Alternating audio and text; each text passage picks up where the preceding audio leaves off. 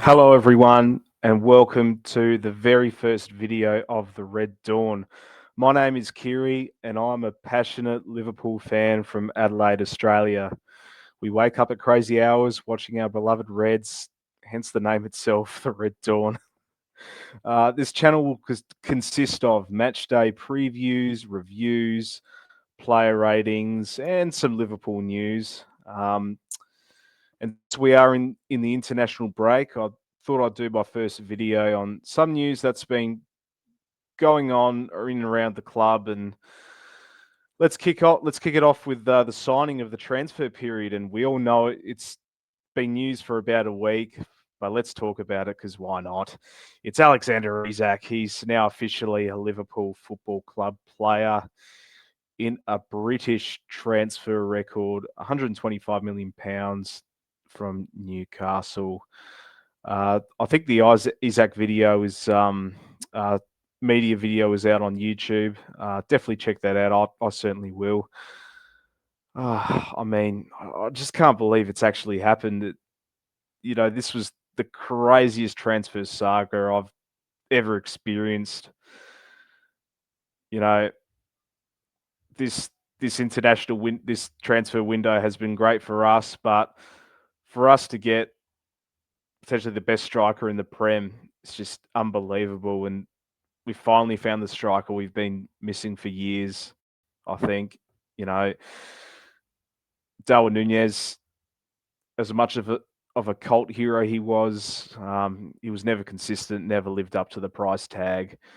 We had to go in the summer, find that find that number 9, something we've lacked all last season. We did win the Premier League, but that game against PSG in the Champions League, we went out to penalties in the round of 16. The Carabao Cup final, we lost to Newcastle. We're just missing a pure striker. And yeah, to get Alexander Isak, I just still can't believe it. And I just can't wait till he makes his debut for us, wearing the red shirt. And look, with all due respect to Hugo Ekitike, he's been absolutely impressive in his 4 appearances, scoring 3 goals and making assists. Like, of course, Isak was going to be my first choice. Like, every club will pick him. He's a proven player in the Premier League. 62 goals in 109 appearances for Newcastle. 54 times in 86 Premier League outings. And last season, 23 of those, he came second behind Mohamed Salah in the race for the Golden Boot. So that explains it all, doesn't it? It's just, I'll say this again, but it's such an exciting time to be a Liverpool fan. And as much as we bagged FSG over the years, you got to hand it to them, because now we're acting like a big club who just won the league, and now we're strengthening the squad. Like, Frimpong, Wirtz, Kirkes, Ekitike, Isak. Only time will tell, and I could be going early, but this has to be the greatest transfer window in our club's history. I'm probably going a bit early. But will we play a 4-4-2? Does Ekitike, does he play on the left? Isak in the middle? There's a few ways we could do it, but I'm sure Arne knows how to play both of them. There's no way we would have spent that much money if there was no plan. And I believe Arne Slot has a plan. There was one deal which fell through, unfortunately, and that was Marc Guehi from Crystal Palace. And now, from what I'm hearing from Paul Joyce, is that Liverpool will not revisit their interest in Marc Guehi in January, and will now only sign the Crystal Palace centre-back on a free transfer next summer. This is from the article, by the way. For Liverpool supporters, this feels like a smart, if slightly frustrating, strategy. Many fans would have welcomed Guehi's arrival immediately, especially after the disappointment of deadline day. Yet there is a certain reassurance in knowing the club that will not overspend or panic buy in January. which is completely fine. I could see what the club's doing. Spending that amount of money in the summer window. But however, this is the problem that I've got. Now, this is my concern, and this is from the same exact article. The concern is what happens if another club enters the race before then. Real Madrid. Pricks. Liverpool's position is strong given Guehi's desire to join, but nothing is guaranteed. Supporters will remember similar stories in the past where opportunities slipped away due to hesitation. Seen that before. Canate's contract situation adds another layer of intrigue. Losing him to Real Madrid would sting. You see, Real Madrid again. Van Dijk is entering the twilight stages of his career. This makes the Guehi link even more important. You see what I mean? We just cannot play the long game for this one. I think it'll be an absolute mistake if we do nothing in the January window. I think we will lose him to another club like Real Madrid. It will be absolutely terrible.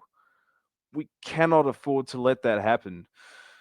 And imagine if we both lose Guehi and Canate all in the January window to these pricks. They've already fucked us over. Pardon my language. But this fucking prick of a team in Real Madrid have already fucked us over with the amount of times they have, and I just don't want that to happen. And I think this is why it's absolutely important to act now. The way we did in the summer, we got all the signings, strengthened the squad. Let's do the same in the January window, because I think playing the long game in this one, I think it's going to hurt us down the track. Especially when we are pretty short in the centre back department. Like Joe Gomez, I don't think he's still fit yet. Canate, we talked about him. God knows what his mind is on at the moment. His mind is on Real Madrid, following that rat, Trent Alexander-Arnold.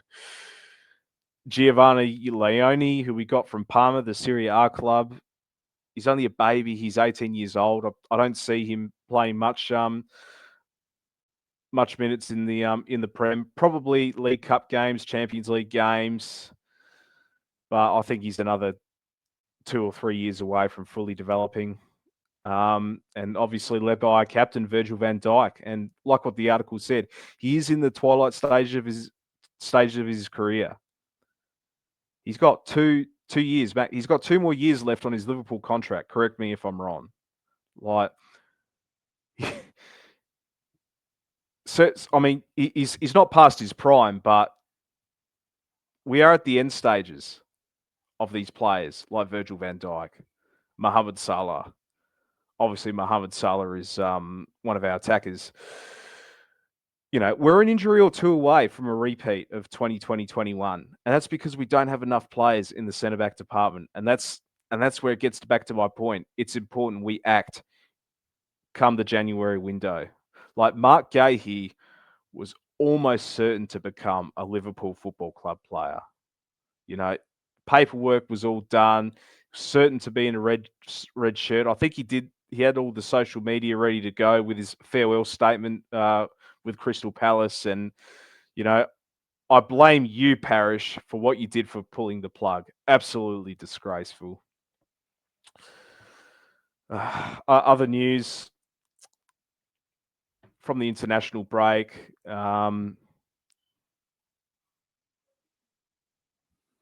Florian Wirtz for Germany. He played for Germany the other day. Look, there's been a lot of pressure on Florian Wirtz in his start for Liverpool, but from this article, the pressure on Wirtz ramped up during the international break as he was slammed by the German media for his role in a 2-0 defeat by Slovakia. This is the German media talking right here. But he responded with a glorious strike to cap off a 3-1 win over Northern Ireland on Sunday. And Wirtz celebrated by pointing to his ear, appearing to send a message to his critics. So, and this is the other thing as well. Florian Wirtz we need to give him time. Yeah, we paid overs to get him over here, but once he adapts to the physicality and to the speed of the Premier League, he is going to be a great, great player. And I think his performances in Liverpool so far haven't been too bad at all. A lot of times he's linking up Ekatike, some of our other wingers. He's so fluid in attack. He's finding space off the ball. He absolutely works his socks off, running up and down the pitch both ways. We just need to give him time. We need to be patient with him. I just don't understand some Liverpool supporters writing this guy off already, and it's the German media as well. Like, shame on you guys because he's going to be an absolute special player, and this is a kid that could have easily taken the easy way out to play for Bayern Munich. To win multiple Bundesliga championships. But the fact that he chose a club like Liverpool, obviously to play for a big club, uh, to win lots of titles, the history, but to play in the Premier League, the top league in Europe. This this is a kid that he's not even at the peak of his powers yet. He's 22 years old, but he's just willing to go out there, challenge himself, advance his, what's going to be a fantastic career. And to the people who write Florian Wirtz off after 2 or 3 games, shame on you guys because you don't know ball, honestly. But I think we're going to wrap this up. It's been about past the 10-minute mark. This was going to be a short video anyway, but I'll be doing a